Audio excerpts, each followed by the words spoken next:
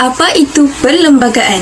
Perlembagaan ialah satu dokumen undang-undang bertulis yang telah dibentuk berasaskan kepada dua dokumen terdahulu, iaitu Perjanjian Persekutuan Tanah Melayu 1948 dan Perlembagaan Kemerdekaan 1957. Ia merupakan undang-undang tertinggi yang menjadi sumber dan punca kepada semua undang-undang. Perlembagaan persekutuan turut memberikan jaminan terhadap hak asasi rakyat dan keadilan sosial untuk semua kaum di negara ini.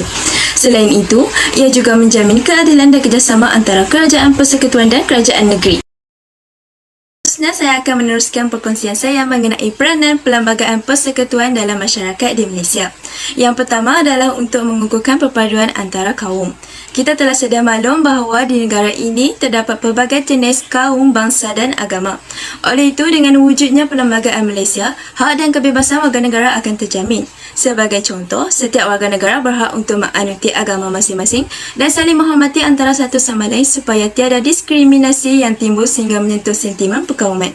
Seterusnya, yang kedua adalah untuk memastikan pentadbiran dan pemerintahan yang adil. Malaysia merupakan negara yang mengamalkan demokrasi berparlimen. Justru itu, rakyat bebas untuk mengundi calon-calon yang layak sebagai pemimpin. Sebagai contoh, setiap warga negara bebas untuk memilih wakil rakyat setiap 5 tahun sekali. Hal ini supaya dapat mengelakkan daripada berlakunya pemusatan kuasa dalam pentadbiran negara.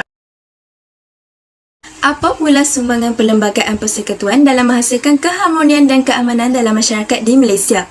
Yang pertama adalah sebagai alat penyelesaian masalah. Perlembagaan sesungguhnya telah menjadi undang-undang tertinggi negara dan menjadi rujukan utama dalam penggubalan undang-undang persekutuan dan negeri.